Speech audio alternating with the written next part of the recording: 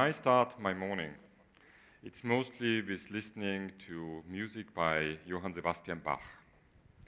Because it gives me such kind of inner quietness, it gives me a direction for the day, it makes my energy flow. And if I think about it, it has a lot to do with an experiment we actually did at school. I don't know how many of you have physics in school or had physics in school and can remember these experiments with magnetism. We had this tiny little box with a lot of metal scrap in there, and it looked like chaos when you looked at it. And as soon as you had a magnet and went over it, suddenly, out of this chaos, there was order, there was harmony, something was happening, they all pointed in the same direction, and energy started to flow. And this is what music actually makes to me, and this is what music does to many, many people. Speaking of experiments, I would like to invite you to do a little musical experiment with me this morning. So can I all ask you to stand up?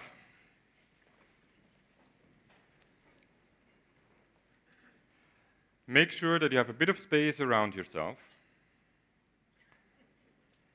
Yes. Close your eyes. Feel your breath, how your breath actually goes deep into yourself and how it comes out again. And now, when the air flows back out, start humming, just very quietly, just for yourself.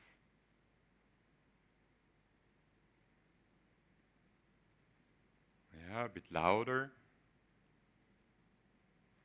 A bit louder. Just a bit louder. Give me more of this flow, of this tone.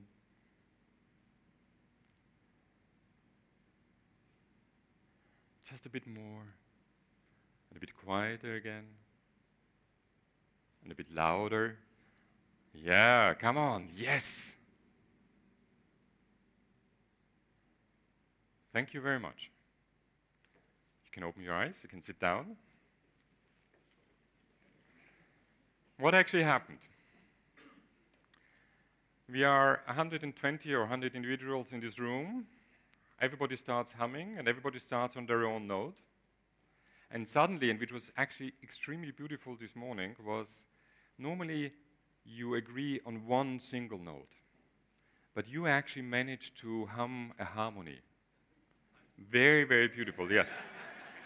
It's the city of Mozart, it's Salzburg. No surprises there. Yeah. So, but this is amazingly beautiful. And the thing is, I asked you to focus on yourself, on your own breath. I didn't tell you to listen to anybody else. I didn't tell you to, look at somebody or something like that.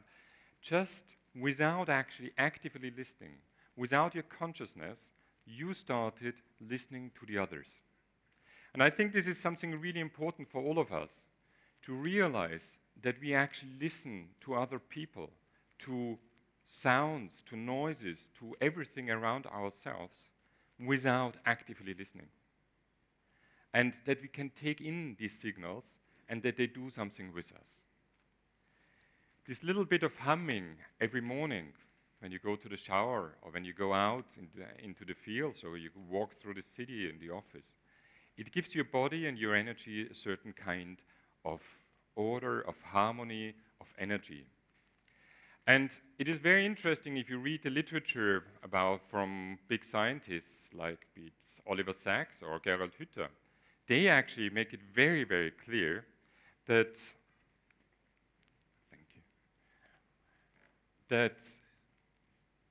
music and the actively music making actually makes a certain kind of energy and a certain connections of neurons in your brain which otherwise are not stimulated. So Gerald Hüther actually goes so far, especially and says very, very clearly how important this is not only for adults, but especially for children. How actually it changes how children think, how children can learn, how children can actually take up the world. So it's not only important to listen to music, but actually to start making music.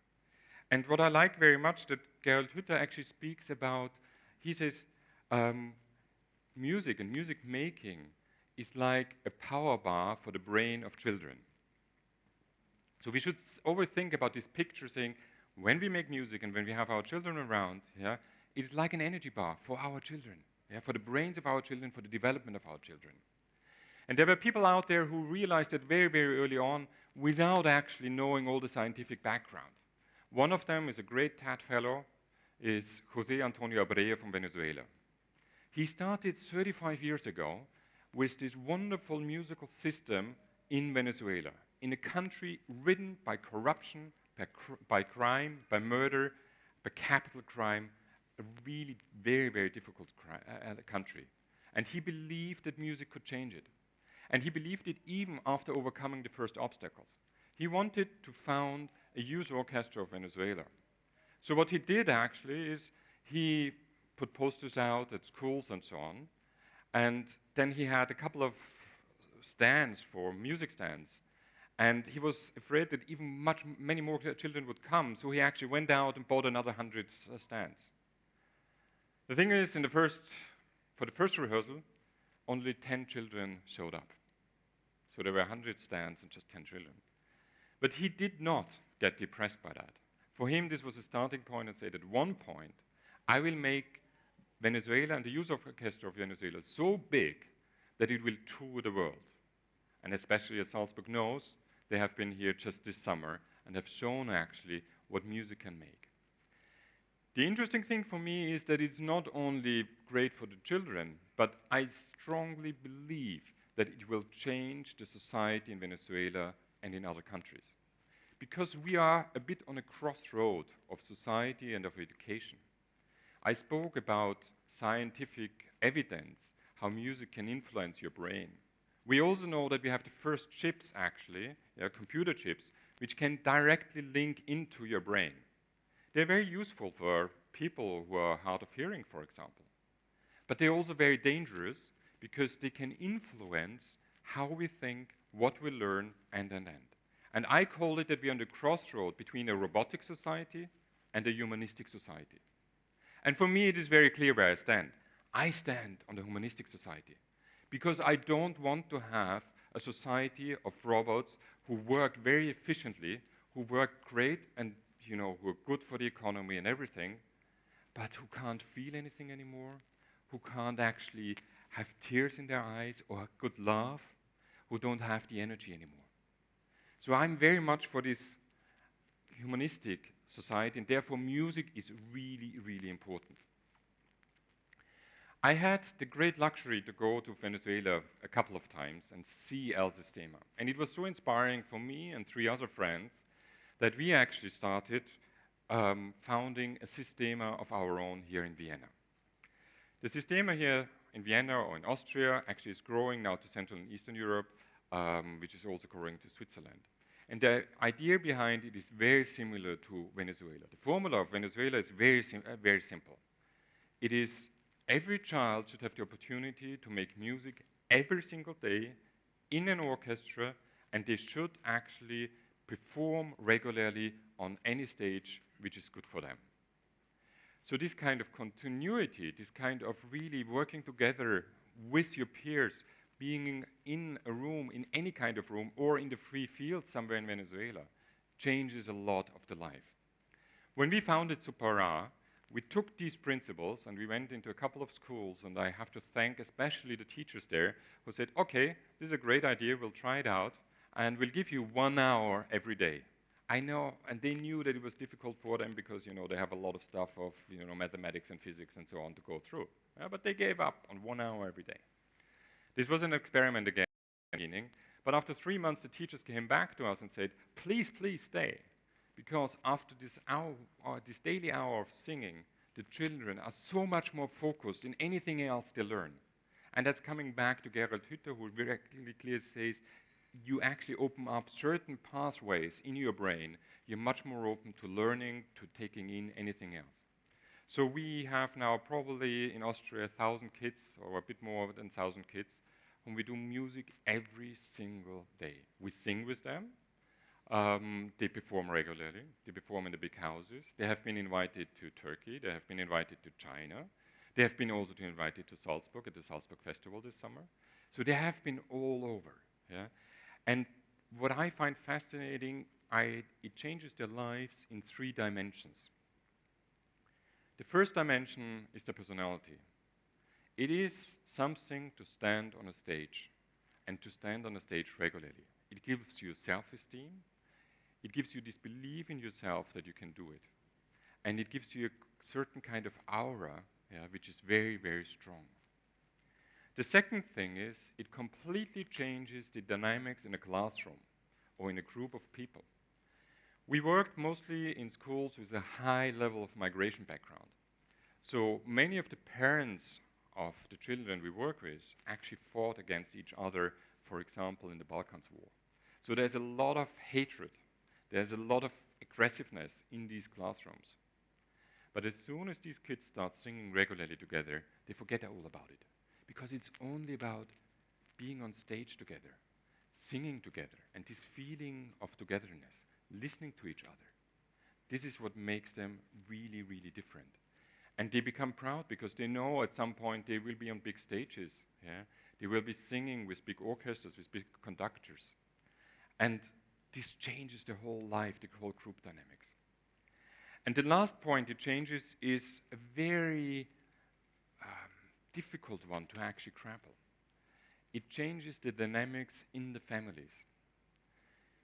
You should see the parents who probably have never been to a big concert hall, who've never been to Salzburg or somewhere, who for the first time in their life come into one of these concert houses and big concert venues.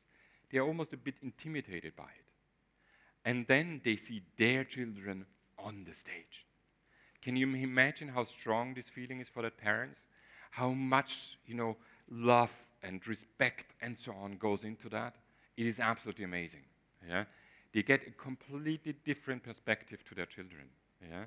And it opens up certain possibilities for the future of their children which you cannot imagine beforehand. So this is something I would like to think about it when you think about what music actually changes, and especially the music making, not only for yourself, but actually for everyone, for children out there, for also all of us. So when you believe what I say, or you feel kind of close to that and say, yes, we are at this crossroad between a robotic society and a humanistic society, the kind of only thing I ask you is to take this music making, not only the listening to music, but yourself music making and the making of a sound, very, very seriously. And you can make sounds with everything, and we will hear that a bit throughout the day. But you can make music with your voice, with your body, and you don't need anything to it. And you can do it everywhere. You can do it on the street, you can do it in the bathroom, you can do it with others, you can invite them to sing, you can make, a percussion session, whatever you like.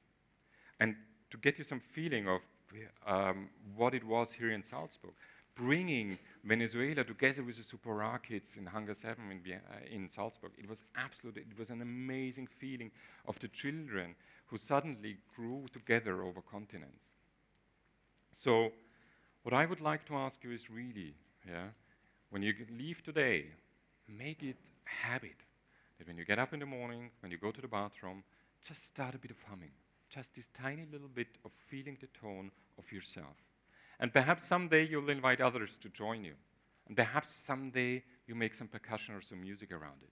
But it doesn't matter. The important thing is you start by making the sound yourself every single day. And to show you some of the energy which lies into the music, I will end with a short video clip of one of the big Venezuelan youth orchestras, the Simon Bolivar Youth Orchestra, playing their signature piece by Bernstein, Mambo, out of the West Side Story. And you can see there, also in all the pictures and all the filming, the energy music can convey. And that's the energy which should take you through your life, and it's the energy you actually can take out every single day. But it's up to you. You have the choice every day, do I start singing or don't I? Do I go more into the robotic society, or do I stay with the humanistic society where we are in? So start humming and enjoy this little clip.